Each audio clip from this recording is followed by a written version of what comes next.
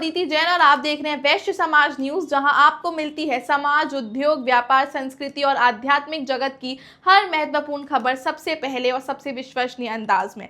आइए शुरू करते हैं आज की प्रमुख खबरों के साथ। सरकार और ICAI की बड़ी बैठक, व्यापार, निवेश और आर्थिक विकास को मिली नई दिशा। गुरुग्राम में आचार्य श्री विमल सागर जी का मंगल आगमन, श्रद्धा, वैराग्य और संयम का अद्भुत संगम। बात करते हैं खबरों की विस्तार से।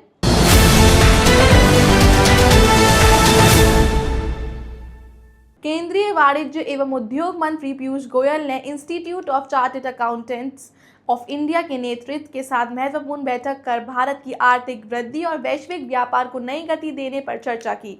बैठक में सरकार और चार्टर्ड अकाउंटेंसी पेशे के बीच सहयोग को मजबूत बनाने, व्यापार और निवेश को बढ़ावा देने तथा वैश्विक बाजार में भारत की क्षमता को और सशक्त करने पर विचार विमर्श किया गया।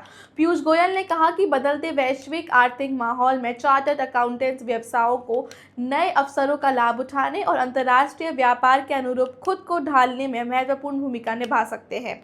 बैठक में भारत के मुक्त व्यापार समझौतों FTA से जुड़े इकोसिस्टम में ICAI की संस्थागत भागीदारी बढ़ाने पर भी सहमति बनी। इससे उद्योग और कारोबारियों को नए व्यापारिक अवसरों को बेहतर ढंग से समझने और उनका लाभ उठाने में मदद मिलेगी। केंद्रीय मंत्री ने कहा कि नीति निर्माताओं और पेशेवर संस्थाओं के बीच मजबूत सहयोग व्यापार, निवेश और आर्थिक विकास को नई ऊंचाइयों तक पहुंचाने में महत्वपूर्ण साबित होगा।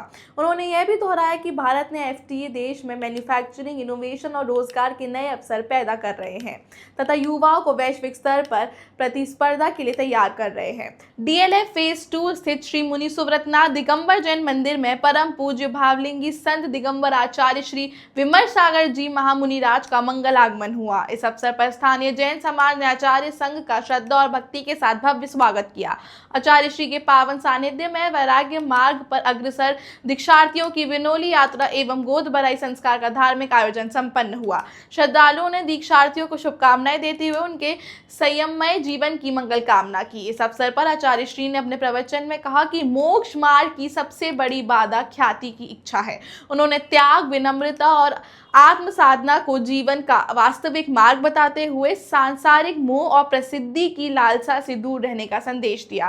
कार्यक्रम में राजस्थान, मुंबई, अहमदाबाद, औरंगाबाद तथा वडोदरा सहित विभिन्न स्थानों से आए दीक्षार्थियों ने आचार्य श्री के चरणों में आत्मसमर्पण करते हुए प्रथम विनोली यात्रा एवं गोद भराई संस्कार पूर्ण किए। फिलहाल आज के बुलेटिन में बस इतना ही। समाज, व्यापार, शिक्षा, संस्कृति और आध्यात्मिक जगत से जुड़ी हर बड़ी खबर के लिए जुड़े रहिए वैश्य समाज न्यूज के साथ।